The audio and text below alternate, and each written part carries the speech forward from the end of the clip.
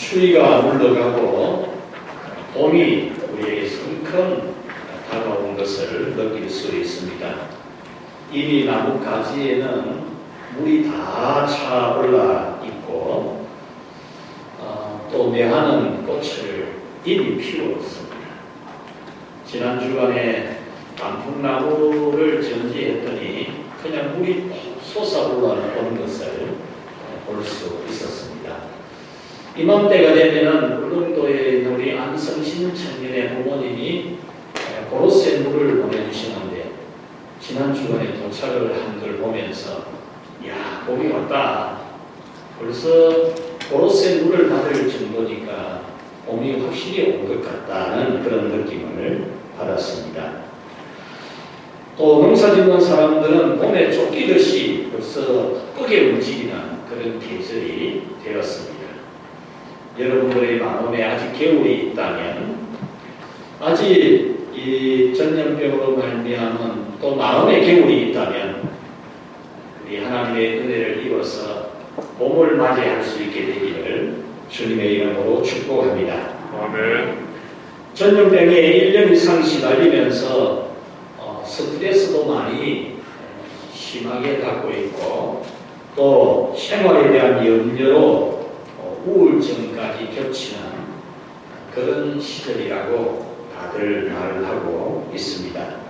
그렇지만 우리가 한 해 동안 경험을 해본 결과를 보면 적절하게 대응을 하면 아무 문제가 없는 것을 우리는 알 수 있습니다. 신체 거리를 유지하고 마스크 착용을 일상화하고 손 씻고 환기 잘 시키고 하면 가정생활, 직장생활, 어떤 일상생활이든지 얼마든지 잘할 수 있는 것을 우리는 경험을 했습니다. 그리고 이 세균에 감염이 된다고 해도 이 세균의 취약한 체질이 아니라면 우리가 알던 감기증세보다도 더 쉽게 넘어가는 게 이 코로나19 바이러스의 특징 중에 하나입니다. 체질이 취약한 사람들에게는 그것이 심한 병이 되기도 하지만 체질이 그 세균에 취약하지 않다면 평소에 우리 알던 감기보다도 더 편하게 넘어간다고 하죠. 그리고 1년의 통계를 보면 독감으로 죽는 사람보다도 이 일부 바이러스로 죽는 사람의 수가 훨씬 더 적다는 통계도 확실한 팩트입니다. 그렇다면 우리는 하나님이 주신 지혜와 총명을 가지고 또 하나님이 우리를 승리하고 계신다는 믿음을 가지고 우리는 이런 가운데서도 일상을 회복할 수가 있습니다. 우리는 세상의 어떤 일도 다 하나님의 섭리 아래 있는 것을, 하나님의 주권 아래 있는 것을 절대적으로 믿습니다. 전염병이 시작될 때에 모든 일의 중심에는 이 팬데믹 가운데서도 그 중심에는 하나님이 서 계신다는 하나님의 섭리에 대한 말씀을 우리가 함께 들었는데 동전 하나에 2마리를 살 수 있는 참새 2마리 중에서 1마리가 죽는 것도 하나님의 허락이 없이는 안 된다고 하신 예수님의 말씀은 진리고 거짓이 아닙니다. 우리는 하나님께서 주신 지혜와 총명과 모든 것을 합력하여 선을 이루시는 하나님의 섭리를 믿고 모든 사회의 문제, 오늘날 우리 사회의 수많은 문제들 또는 개인적인 여러 가지 문제들을 얼마든지 이기고 행복을 누리려고 하는 그런 우리가 되어야 합니다. 오늘 성경 예수님께서 누구든지 목마르거든 내게로 와서 마시라 그렇게 말씀합니다. 나를 믿는 자는 그 배에서 생수의 강이 흘러나오리라 그렇게 말합니다. 그래서 오늘은 생수의 강이 흘러나오는 길에 대해서 말씀을 전하려고 합니다. 첫 번째로 생수의 강은 같이 합시다. 성령이 주시는 모든 은혜이다.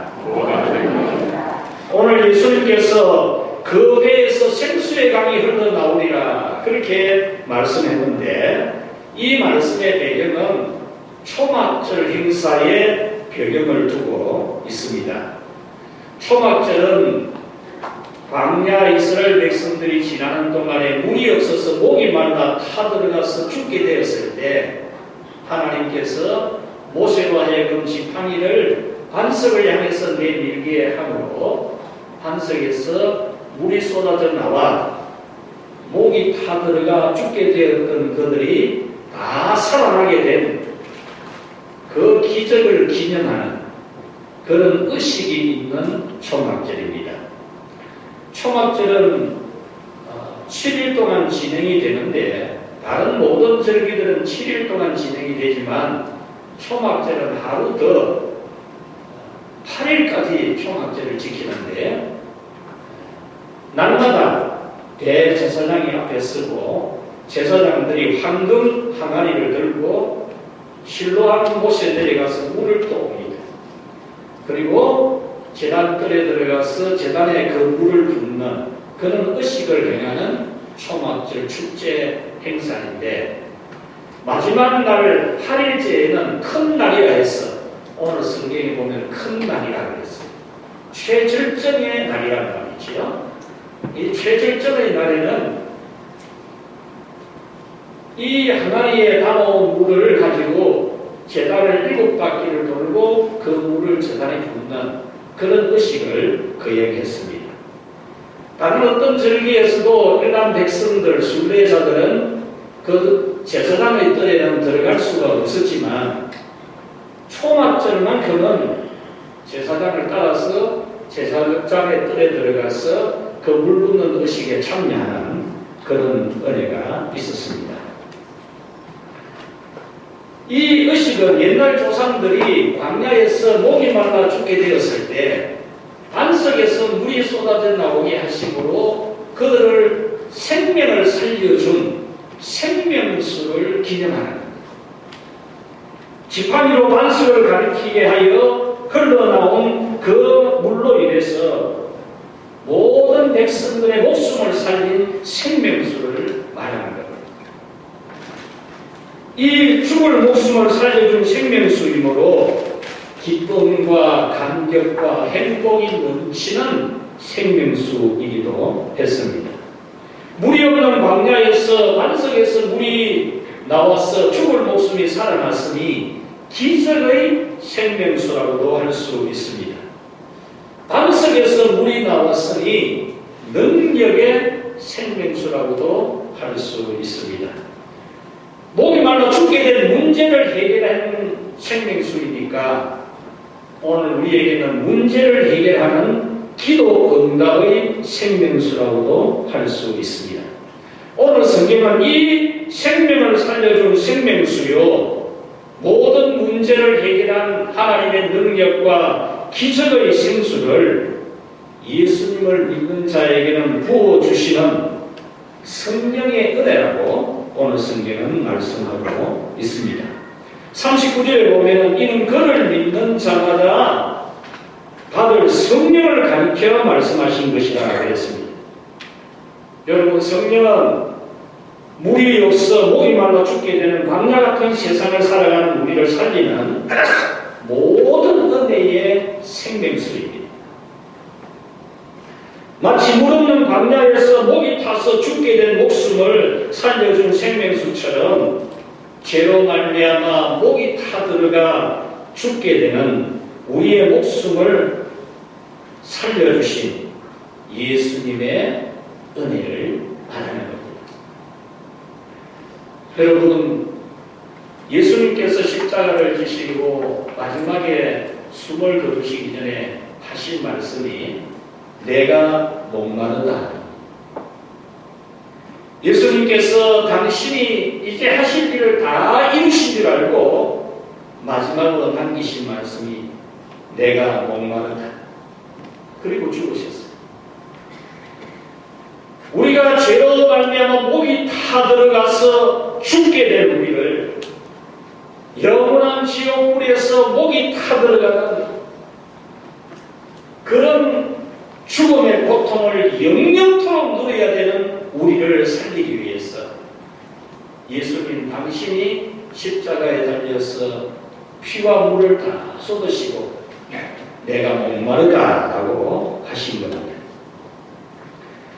이 성령님이 우리에게 주시는 생수는 바로 이 예수님이 우리에게 영원한 생수가 되신다는 사실을 믿는, 같이 합시다, 믿음의 생수. 여러분의 배에서는 믿음의 생수가 흘러나오고 있습니다. 생수는 마시는 것이지 않습니까? 그런데 오늘 성경은 뭐라고 말씀합니까? 그 배에서 생수의 강이 흘러나오리라. 생수는 마시는 것인데 배에서 생수가 흘러나온다는 겁니다. 성령 하나님은 여러분들의 마음에 예수님을 믿는 믿음의 생수를 터뜨렸어요. 그래서 여러분의 배에서는 예수님을 믿는 믿음의 생수가 언제나 콸콸콸 솟아나고 있는 겁니다. 성령 하나님은 마치 강가에서 목이 말라 죽게 된 목숨을 살려준 생명수처럼 험악한 세월을 살고 죽을 것 같은 인생 문제를 만날 때에 해결해 주시는 문제 해결의 생수, 기적의 생수가 되십니다. 마치 가시던 물 같은 온갖 염려와 물질의 욕심이 우리 영혼을 목마르게 하는, 이 세상을 바라보고 세상의 유혹과 세상의 염려와 또 육신의 욕심, 재물에 대한 욕심, 돈에 대한 욕심, 이 욕심에 우리 영혼이 목이 타들어가서 죽을 것 같은 그런 험악한 가시밭길 같은 광야 같은 우리 세월인데, 성령 하나님이 우리 안에 은혜의 생수, 신앙심의 생수를 터뜨려서 그 신앙심의 생수가 콸콸콸콸 흘러나와서 이 세상 유혹에 넘어가지도 아니하고 자기 욕심에 빠지지도 아니하고 또는 이 세상 영계에 물려서 어찌할 바 모르는 그런 상태에 빠지지 않는 우리가 되게 하시는 겁니다. 우리에게 주신 영육간의 사명을 감당할 수 있는 은사와 능력을 주시는 성령의 은혜와 은사가 바로 우리에게 또한 생명수입니다. 우리가 하나님으로부터 받은 사명이나 가정이나 직업이나 이 모든 것을 우리가 감당해 가면도 성령님이 우리에게 능력의 생수를 터뜨려 주셨습니다. 은사, 성령님의 은사를 우리 가슴에 활활 솟아나게 하셨습니다. 우리는 죄인이지만, 우리는 무능하지만 우리의 사명들을 잘 감당하는 그런 우리가 되게 하십니다. 그러므로 여러분은 성령 하나님께서 주시는 모든 문제 해결과 구원과 은혜와 은사와 기적의 생명수를 사모하는 여러분들이 되시기를 축원합니다. 물 한 방울 없어서 죽을 것 같은 것이 아니라 생명의 성령 하나님께서 주시는 모든 은혜가 여러분들의 배에서부터 활활 흐르는 그런 은혜를 갈망하는 여러분들의 믿음이 되시기를 바랍니다. 세상에 찌들리고 물리고 근심하는 그런 목마름이 아니라 성령님이 활활 솟아오르게 하는 기쁨과 즐거움, 감사와 행복이 넘치는 그 생명수가 여러분의 마음을 지배하고 여러분의 정신 세계를 지배하고 여러분의 육신도 모든 삶에도 그 성령의 은혜의 생수가 활활 흐르는 그런 은혜를 누릴 수 있기를 축원합니다. 두 번째로 생명수의 강 성령의 은혜는 예수님에게서 나온다는 것입니다. 오늘 성경에 보면 예수님은 나를 믿는 자는 그 배에서 생수의 강이 흘러나오리라고 했습니다. 이 말씀은 성령의 모든 은혜의 생명수는 예수님에게서 나온다는 겁니다. 성령님이 우리에게 역사하는 그 모든 우리 가슴에 터뜨리는 그 생명수들은 예수님으로부터 나온다는 겁니다. 성령이 주시는 구원의 생수, 영생의 생수, 천국의 생수, 기적의 생수, 죽을 것 같은 문제 해결의 생수, 사명을 감당하게 하는 은사와 능력과 축복의 생수는 예수님에게서 나온다. 이 사실은 초막절 행사를 보면 이해가 됩니다. 초막절 행사에서 물을 기도와 붓는 것은 물 없는 광야에서 죽게 되었을 때 하나님께서 모세로 하여금 지팡이를 반석을 향해 내밀으라 그랬습니다. 물론 모세는 백성들의 원망 소리에 화가 나서 지팡이를 반석에 때리치기도 했지만 하나님은 그래도 그 반석에서 물이 나오게 해서 그 백성들을 살게 해주신 그런 생명수를 말하는 것입니다. 초막절에 그 항아리에 물을 담아온 것은 바로 이 구약시대의 반석에서 쏟아져 나온 생명수를 기념하는 겁니다. 반석을 바라보고 반석을 향해서 손을 내미는, 반석을 향해서 얼굴을 돌리는 그런 삶의 주신 생수입니다. 여기서 반석은 영적으로 예수님을 상징합니다. 그러므로 성령이 주시는 모든 은혜의 생수는 예수님에게서 나온 겁니다. 그래서 예수님은 누구든지 목마르거든 내게로 와서 마시라고 하신 것이고, 나를 믿는 자는 그 배에서 생수의 강이 흘러 나오리라고 하신 겁니다. 그러므로 우리가 예수님을 향해서 서야 됩니다. 예수님을 향하여 발걸음을 걸어야 됩니다. 예수님을 향하여 손을 내밀어 빌어야 됩니다. 그리할 때 성령이 주시는 모든 은혜의 생수를 우리는 마실 수가 있습니다. 여러분은 예수님을 바라보시기를 바랍니다. 예수님을 향해 서서 예수님을 향해 손을 내밀은 그런 믿음이 되셔서 성령님이 여러분의 목을 가라지 않게, 여러분 배에서 모든 은혜의 생수가 활활 흐르게 되는 그런 은혜를 받게 되기를 축원합니다. 여러분, 세상을 향해서 여러분의 손을 내밀었던 손, 그것을 부끄럽게 여기시고, 세상을 바라보던 여러분의 눈을 부끄럽게 여기시고, 세상을 향해 걸어가던 여러분의 발걸음이 한없이 부끄럽게 느껴져서 여러분의 발걸음을 예수님에게로 향하고 여러분의 얼굴을 예수님을 향하여 보게 하고 여러분의 손을 예수님께 내미는 그런 여러분이 되시십니다. 여러분은 예수님의 고난을 묵상하는 이 사순절 기간에 여러분의 눈을 예수님을 바라보게 하십시오. 여러분의 발걸음이 예수님을 향하여 걷도록 하시고 여러분의 손을 예수님께 내미는 그런 예수님을 가까이 하는 사순절이 되시기를 축원합니다.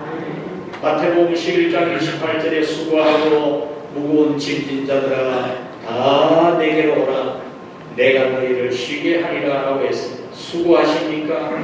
무거운 짐을 지고 있습니까?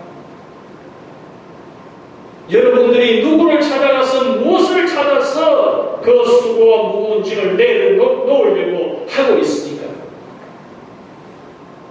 예수님에게 와서 예수님이 그 무거운 짐을 풀어주시는 은혜, 여러분들이 생명의 생수를 마시게 되기를 축원합니다. 야고보서 4장 8절에 하나님을 가까이 하라 그리하면 너희를 가까이 하리라고 했습니다. 믿음의 행위가 있어야 된다라고 하는 야고보 사도의 가르침, 예수님을 가까이 하라, 하나님을 가까이 하라 그리하면 너희를 가까이 하시리라. 여러분들 하나님과의 관계가 어느 정도 떨어져 있다고 생각하십니까? 시편 73편 28절에 하나님께 가까이 함이 내게 복이라 라고 했으니 여러분은 예수님을 멀리하지 마십시오. 이번 사순절 기간을 통해서 십자가를 지시고 부활하신 예수님을 묵상하면서 예수님과의 멀어진 간격, 이 간격이 어느 정도인지를 여러분 발견을 하고 하나님 앞에 통회하고 자복하는 그런 은혜로운 사순절이 되기를 바랍니다. 예수님에게서 멀찍이 떨어져 있으면 반드시 마귀가 날아옵니다.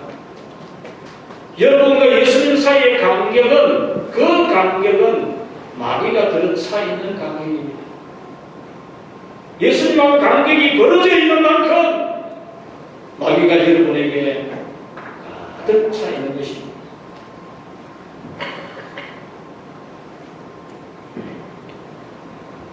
예수님께서 십자가를 지시기 위해서 잡혀서 대제사장의 집들에 계실 때에 예수님의 수제자 베드로는 예수님과 멀리 떨어져 있었습니다. 왜 성경은 예수님의 수제자 베드로가 예수님이 잡혀갈 때에 제사장 뜰에 따라 들어갔다 이렇게 기록을 하지 아니하시고 왜 멀찍이 따라갔다 왜 이렇게 기록했을까요? 사랑의 하나님이시고 관용의 하나님이시고 용서의 하나님이십니다. 왜 베드로 다른 제자도 아니고 수제자고 정말 훌륭한 제자인데 이 제자가 예수님을 멀찍이 따라갔다는 것을 기록하고 우리가 그 보도를 보게 하고 있을까요? 그가 있었던 자리는 예수님께 가까이가 아니었습니다. 멀리였습니다. 누가복음 22장 54절에 예수를 잡아 끌고 대제사장의 집으로 들어갈 때 베드로가 멀찍이 따라갔다 그랬습니다. 마태복음 26장 69절에서는 베드로가 있었던 뜰은 바깥뜰이었습니다. 예수님이 잡혀가 있는 뜰하고 베드로가 앉아있는 뜰하고 다릅니다. 베드로는 예수님 잡혀가는데 따라갔지만 같은 뜰에 들어가 있지 않았습니다. 바깥뜰에 있었다. 왜 성경은 이것을 보도해 줍니까? 베드로를 욕하고 베드로를 비난하기 위해서입니까? 아니. 오늘 우리가 바깥뜰에 앉아있는 예수님은 십자가를 지시기 위해서 안뜰에 잡혀가 들어가 있는데 우리는 바깥뜰에 있는지 않는지 이것을 보도록 거울로 이것을 기록하게 하신 겁니다. 마가복음 16장에 보면은 여자 하나가 와서 예수님과 함께 있던 자라고 했을 때 이 베드로는 아니라고 하면서 앞들로 나가버립니다. 바깥뜰에 있다가 또 앞들로 나가버렸어요. 더 멀어집니다. 그 여자가 앞들까지도 따라와서 예수 도당이라고 했을 때도 아니라고 딱 잡아댔습니다. 나는 예수 모르는 사람이고 나는 교회 다니는 사람 아니다. 딱 잡아대는 겁니다. 그 다음에 다른 사람들이 너무 갈릴리 사람이라 너무 예수를 믿는 사람이고 교회 다니는 사람이다 이렇게 말했을 때 또 딱 잡아댔습니다. 마가복음 14장 68절에 베드로가 부인하여 이르되 나는 네가 말하는 것이 무슨 말인지 알지도 못하고 깨닫지도 못하겠다고 했습니다. 마가복음 14장 70절에서는 또 부인하니라. 71절에서는 베드로가 저주하니 맹세하되 나는 너희가 말하는 이 사람을 알지 못하노라. 예수님 모른다. 나는 예수님 모르는 사람이다. 그렇게 대답한 겁니다. 이렇게 예수님을 멀찍이 따라가던 베드로는 예수님과 거리가 먼 아랫뜰에 앉아 있었고 마귀가 3번이나 연달아서 달려 들어가지고 베드로가 예수님 모르는 사람이라고 말합니다. 저주까지 하고 욕까지 하면서 자기는 예수 모르는 사람이고 교회 다니는 사람 아니라고 그렇게 만들어버리고 말았습니다. 이렇게 예수님을 멀찍이 따라가면은 이렇게 됩니다. 마귀가 연속으로 달라붙어서 넘어뜨리고 맙니다. 여러분들이 예수님을 멀리하고 사는 생활 속에서 나타나는 모든 일들은 이런 겁니다. 그러나 예수님을 가까이 하는 사람은 구원을 받습니다. 예수님을 가깝게 하는 사람은 누구나 차별이 없이 은혜를 받습니다. 세관에 앉아서 일하던 세리마태도 예수님께서 나를 따라오너라고 했을 때 그가 따라갔어요. 그는 예수님의 제자가 되었습니다. 세리라고. 세리장 삭개오. 그는 세리 중에서도 세리장이지만 예수님을 가까이서 보고 싶어서 돌감람나무 위에 올라가서 예수님을 바라보다가 예수님에게 삭개오야 속히 내려오너라. 내가 오늘 너희 집에 가겠다. 그리고 그 집에 가서 예수님은 이도 아브라함의 자손이로다. 그런 축복의 말씀을 해주셨습니다. 이방인이었던 고넬료도 예수님을 가까이 하는 경건 생활을 하였을 때에 천사가 그 집에 찾아오고 사도 베드로를 청해서 말씀을 듣게 하는 은혜를 베풀어 주셨습니다. 개로 취급받았던 두로와 시돈 지방의 여자도 예수님께 가까이 와서 무릎을 꿇음으로써 귀신 들린 딸이 깨끗해지는 은혜를 입었습니다. 예수님께서 그 여인의 믿음을 시험하기 위해서 그녀가 불러도 대답도 하지 않았습니다.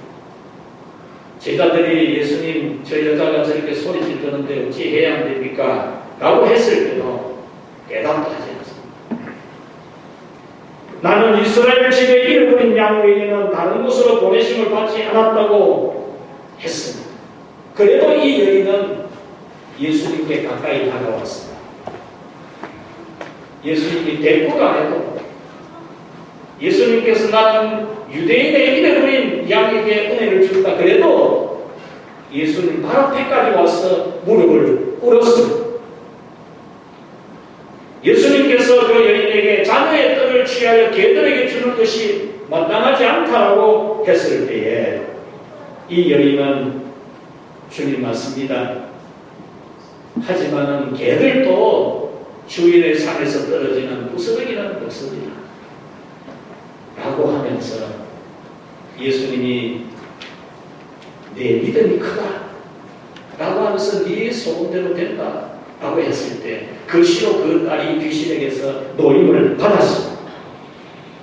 이렇게 예수님을 가까이 하면은 생수의 강이 흘러넘치는 은혜를 입습니다. 여러분들 오늘날 예수님께서 여러분이 불러도 대답도 하지 아니하시고 여러분이 소리쳐도 뒤돌아보지도 아니하실 때 여러분들은 예수님을 어떻게 하시겠습니까? 나는 유대인의 잃어버린 양에게 외에는 은혜를 주지 않는다라고 할 때 여러분들은 어떻게 하겠습니까? 자녀들의 떡을 취하여 개들에게 주는 법이 없다라고 할 때 여러분들은 어떻게 하겠습니까? 그럼에도 불구하고 이 여인처럼 예수님 발 앞에까지 가서 무릎을 꿇고 은혜를 구하겠습니까? 그럼에도 불구하고 주님 그 말씀이 맞습니다만 개들도 주인의 상에서 떨어지는 부스러기는 먹지 않습니까? 라고 하면서 하듯이 여러분은 그렇게 예수님을 찾을 수 있겠습니까? 여러분이 만약에 그렇게 예수님을 가까이 할 수만 있다면 성령의 생명수는 여러분의 배에서 콸콸 솟아날 줄로 믿습니다. 여러분 예수님의 발 앞에까지 와서 엎드려 구한 이 여인은 귀신 들렸던 딸이 깨끗해졌을 때에 그 배에서 생수의 강이 콸콸 솟아났습니다. 기쁨과 감격, 말로 나눌 수 없는 행복이 그 배에서 터져나왔습니다. 그러므로 여러분은 예수님을 가까이 하십시오. 예수님께서 여러분의 믿음을 시험하기 위해서 대답하지 아니하실지라도, 그렇게 불러 기도해도 반응하지 아니하실지라도, 심지어 개들에게는 은혜를 주지 않는다는 말을 들을지라도 은혜 받아야 되기 때문에, 딸을 고쳐야 되기 때문에 예수님 발 앞에까지 가서 무릎을 꿇었듯이 여러분 예수님 발 앞에까지 가서 무릎 꿇는 그런 믿음을 가지시기를 축원합니다. 어떤 시험을 받더라도 믿음을 부인하지 마십시오. 누구든지 사람 앞에서 나를 시인하면 나도 하늘에 계신 내 아버지 앞에서 그를 시인할 것이요, 누구든지 사람 앞에서 나를 부인하면 나도 하늘에 계신 내 아버지 앞에서 그를 부인하리라. 예수님이 분명히 말씀했습니다. 여러분, 우리가 살아가는 이 시대 그리스도인들이 세상에서 예수님 믿는 사람이라고, 나는 교회 다니는 사람이라고, 나는 예배하는 사람이라고, 나는 기도하는 사람이라고 시인하기가 자랑스러우십니다. 혹시 여러분들은 그것이 자랑스럽지 않고 감추고 숨기는 것이 아닙니다. 나중 예수님이 하나님 아버지 앞에서 우리를 보고 어떻게 말씀하시는지, 오늘 우리가 하나님 앞에 기도를 하는데 하나님의 보좌 우편에 앉아 계시는 예수님이 우리 기도 하나님께 말씀드릴 때 어떻게 말씀을 드릴지, 나는 예수님을 모른다고 하면서 세상을 살아가면서 기도는 예수님의 이름으로 하는 그런 우리가 아닐까요? 말씀을 맺겠습니다. 성령 하나님은 우리의 모든 것을 살리고 치유하십니다. 우리 배에서 모든 생명수가 활활 터지게 하시는 성령님이십니다. 우리의 마음에 상처가 있어도 성령 하나님이 은혜의 생수를 터뜨리면 우리 마음의 상처도 깨끗이 치유됩니다. 우리 몸에 질병이 있어도, 우리 인생에 문제가 있어도 성령 하나님이 우리에게서 축복의 생수, 기적의 생수를 터뜨리면 그 모든 문제가 완전히 해결됩니다. 오늘날 우리 사회는 심각한 병을 앓고 있습니다. 정서적 질병이 심각합니다. 정신이 똑바른 사람을 찾기가 참 어렵습니다. 정신이 맑고 밝은 사람이 드문 시대입니다. 우리는 심각한 아동학대 뉴스를 계속 듣고 있습니다. 30대 남자가 70대 펜션 사업가를 죽이고 경찰에 잡혀서 신문을 봤는데 펜션 수사하고 뭘 했는지 자기가 모릅니다. 원한도 아니고 정신적으로 이상해졌어. 저질러 버린 일이라. 지금 우리 사회는 그런 사회입니다. 제가 오래전에 정신 맑게 바르게 살아가는 사람들이 얼마나 소중한 시대가 온다라고 했는데 지금 그 시대가 오고, 전염병, 감염, 스트레스가 극에 달하고 폭발하고 있습니다. 경제적 어려움이 우울증에 시달리게 하고 있습니다. 이런 때에도 성령의 은혜를 받으면 힘차게 일어나 뛰게 되고 걷게 되고 찬미하게 됩니다. 불행한 일이 겹겹이 쌓여 있어도 성령의 은혜를 받으면 눈물로 찬송하고 눈물로 기도하면서 그 어떤 사람을 만나고 문제 해결받아도 경험할 수 없는 신령한 은혜의 신비한 은혜를 체험하며 살아갈 수 있습니다. 선교자들이 박해받았던 교회와 성도들이 안전해서 평안해서 돈이 많아서 기뻤던 것이 아닙니다. 고난과 박해, 죽음이 바로 눈앞에 와 있어도 그들은 기뻐할 수 있었던 것은 그 안에 성령님이 터뜨려 주신 생명수가 흐르고 있었기 때문입니다. 마태복음 5장 6절에 의에 줄고 목마른 자는 복이 있나니 저희가 배부를 것이라 했습니다. 시편 42편에 하나님이여 사슴이 시냇물을 찾기에 갈급함 같이 내 영혼이 퓨를 찾기에 갈급하나이다 라고 했습니다. 내 영혼이 하나님과 살아계시는 하나님을 갈망하나니 내가 어느 때에 나가서 하나님의 눈물을 배울까. 내 눈물이 주야로 내 음식이 되었나이다.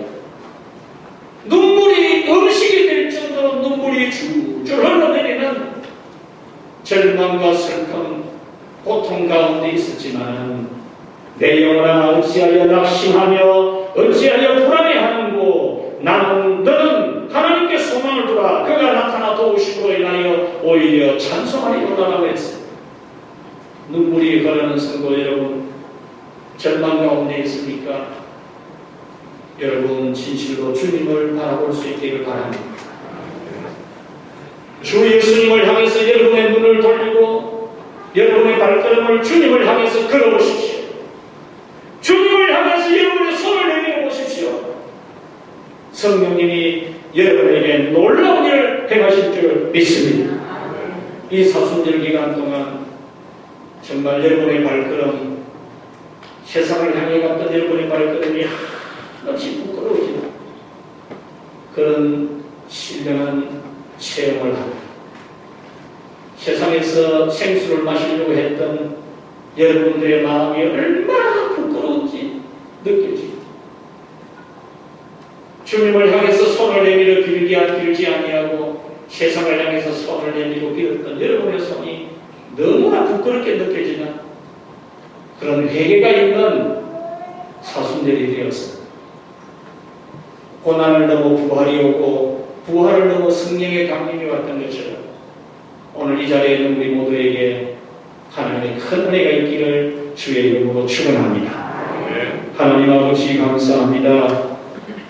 목말라 죽을 것 같은 그 지경에 있을 때 반석에서 물이 쏟아져 나와 그 생명수를 마시게 해주셨던 것처럼 죄로 말미암아 영원한 지옥불에 목이 타들어가 죽어가는 그런 우리를 살리기 위해 주께서 십자가에서 살을 찢어서 반석을 쳐 구멍을 내듯이 당신의 몸에 구멍을 내어서 물과 피를 쏟아 우리에게 영원한 구원의 생명수가 되어주신 은혜를 진심으로 감사합니다. 주님을 가까이 하고 사모하고 바라보는 자에게, 주님을 향해서 손을 내미는 자에게 성령의 은혜의 생명수가 터져 나오게 하시는 그 은혜를 진심으로 감사합니다. 이 세상을 살아가고 있는 주의 성도들, 광야 같은 세상에서 목말라하는 주의 자녀들 없도록 주님께서 성령으로 충만하게 역사하여 주옵소서. 저들의 육체에도, 저들의 마음에도, 저들의 가정에도, 저들의 인생에도, 저들의 신앙에도 성령님이 큰 은혜의 생명수들을 터뜨려 주셔서 그 배에서 흘러나오는 생수의 기쁨을 누리게 하여 주시옵소서. 예수님의 이름으로 기도하옵나이다. 아멘.